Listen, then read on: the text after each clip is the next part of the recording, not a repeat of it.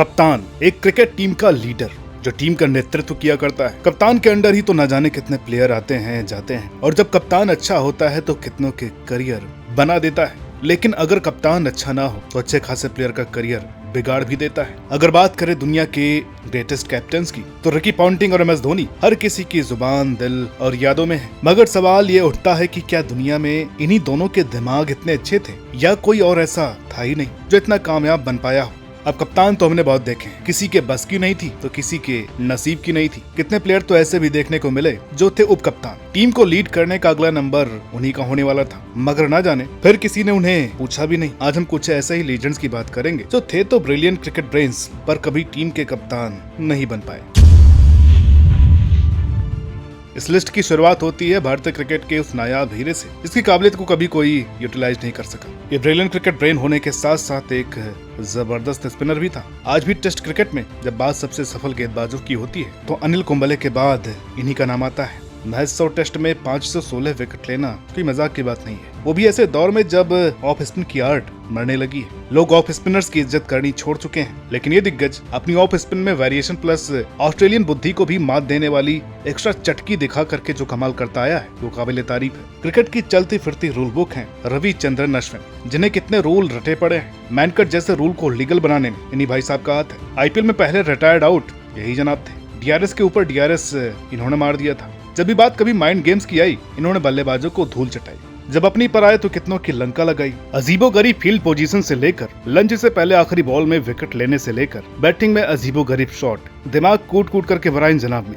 इसलिए अपने state team की, डोमेस्टिक टीम की, IPL में तो पंजाब की भी कप्तानी कर चुके हैं, मगर कभी भारत की कप्तानी नहीं मिल पाई। एक ऐसा वार्ड था जहां हर किसी को टोपी की तरह कप्तानी थमा दी जाती थी, लेकिन वहां इनका नंबर नहीं आया और अब ये दिग्गज अपने करियर के आखिरी स्टेज पर आ चुका है। भाई के नसीब में कप्तानी नहीं थी, वरना मैं सच कहूं तो मेरी दिली तमन्ना थी इनको नीली ब्लेजर में देखने की। 700 प्लस विकेट लेते, बॉलिंग लाइनअप को लीड करते तो देखा है, काश इंडियन टीम को लीड भी कर पाते।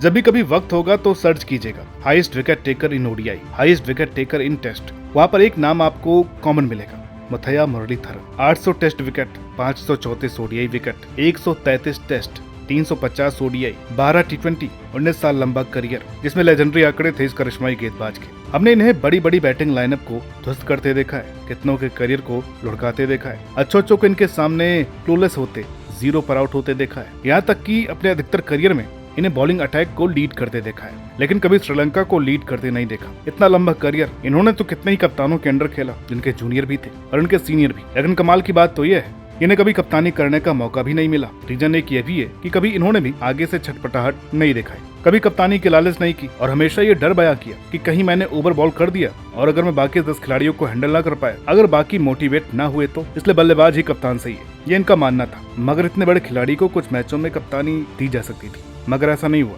शायद एक कैप्टन मटेरियल थे ही नहीं। 704 test wicket, 269 ODI wicket, 18 T20 wicket. नहीं, ये कोई 2 खिलाड़ियों के आंकड़े नहीं है, बल्कि उसे एक दिग्गज के हैं जिसकी उम्र रिवर्स में चली। क्योंकि 19 की उम्र में ODI डेब्यू, फिर 20 की उम्र में कोई बच्चा जब टेस्ट क्रिकेट खेलना शुरू करता है तो एक न एक दिन वो बूढ़ा होता है। 30 के बाद बतौर फास्ट बॉलर जान निकल जाती है और एक दिन रिटायरमेंट आ जाती है। मगर मानो इनको ना तो कोई चोट लगती थी ना इन्हें कोई प्रॉब्लम हुई। उम्र कागज पर बढ़ती गई, लेकिन गेम और बॉडी और बेहतर होती चली गई। फिटनेस, स्विंग, लंबे स्पेल और वो एथलेटिक फील्डिंग सब टॉप नॉच थी। इनके साथ ही खिलाड़ी आते गए जाते गए, मगर ये 22 साल वहीं तबाही मचाते गए। आखिर में जबरदस्ती रिटायर किया गया, वरना ये 200 प्लस टेस्ट वाली फिटनेस रखते थे। एंडरसन ने चतुराई कूट कूट करके भरी थी। इस तरीके से वो माइंड गेम खेल करके बल्लेबाजों को सेट करते, फिर उन्हें चकमा देते अपने मूवमेंट से। इनकी फील्डिंग प्लेसमेंट भी हमने कई टेस्ट में देखी, एक नंबर। कप्तान भी तो अपने फास्ट बॉलर की और सीनियर प्लेयर की मदद लेता है फील्ड प्लेसमेंट के लिए। ये तो दोनों थे, ये एक सच्चे कैंडिडेट थे कप्तानी के लिए। और एक समय तो ऐसा आया था जब अलिस्टर कुक ने कप्तानी छोड़ी टेस्ट क्रिकेट की तो जेम्स एंडरसन इस रोल के लिए इच्छुक भी थे, मगर बागडोर संभाल ली जो रूट ने। उनके वाइस कैप्टन बने बेन स्टोक्स, जॉस बटलर और तो और एक समय तो स्टुअर्ट ब्रॉड को भी देखा है, मगर एंडरसन को किसी ने कभी कंसीडर नहीं किया। वरना 400 प्लस इंटरनेशनल मैच खेलने वाले खिलाड़ी को क्या एक भी मैच में कप्तानी नहीं मिलनी चाहिए थी?